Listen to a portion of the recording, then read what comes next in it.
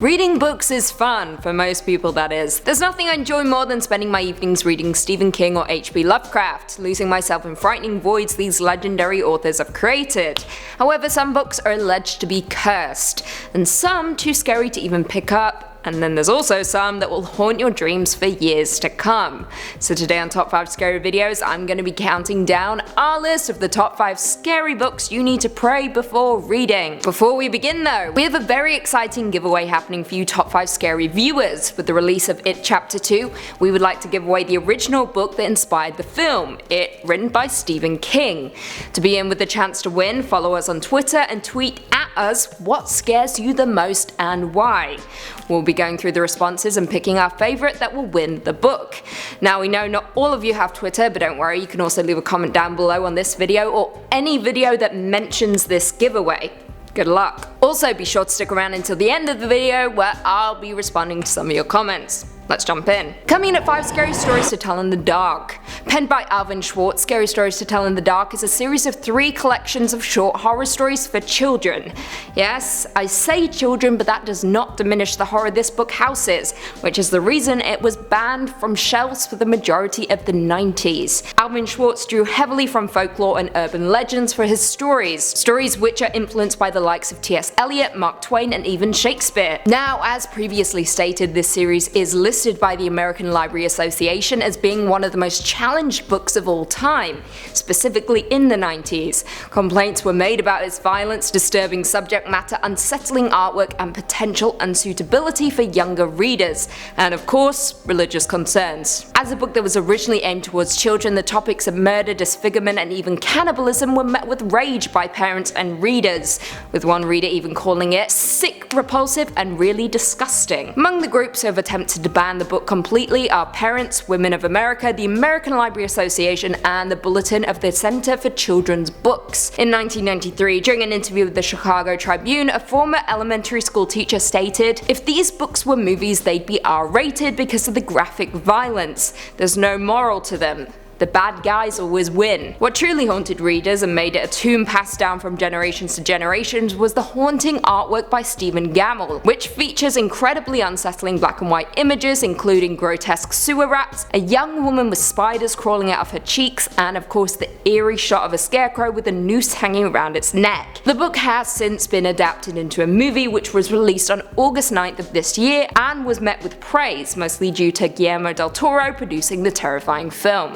Coming in at 4, literally Everything by Edgar Allan Poe. Edgar Allan Poe had a knack for creating some of the most horrifying tales and infusing them with visceral dread. Poe is best known for his poetry and short stories, particularly his tales of mystery and the macabre, and is generally considered the inventor of the detective fiction genre and greatly contributed to the genre of science fiction. He was also the first well-known writer to earn a living through writing alone, resulting in a financially difficult life and career before his death on October 3rd, 1849, when he was found delirious and wandering the streets of Baltimore. However, during his years as a writer, his characters and narrators mostly focused on the mentally fragile and the insane, people who are haunted by things that might be literal or even manifestations of their unsound thought processes. Some of his most terrifying works in particular are stories like The Telltale Heart or The Cask of Amontillado, which both retain their powers to petrify readers more than a century after publication. Poe was a writer who managed to tap into the fundamental fear we all have, that the people around us may not be as they seem. Coming at 3, we need to talk about Kevin by Lionel Shriver. Published in 2003, this book is perhaps one of the most haunting books I have ever read and has continued to linger with me for years, which is exactly why it has a place on our list. We need to talk about Kevin follows a fictional school massacre, a subject matter that has been incredibly prevalent in our society over the last few years, which is absolutely disgusting, through the eyes of the shooter's mother, Eva, and documents her attempt to come to terms with her son Kevin and the murders he committed. Now, what makes this book truly terrifying is that it focuses on the terror of children, the few of us that have maintained their innocence. However, the terror only increases when we come to terms with the fact that the human beings we create become their own people, and sometimes those people become strangers that may go on to commit unlawful acts.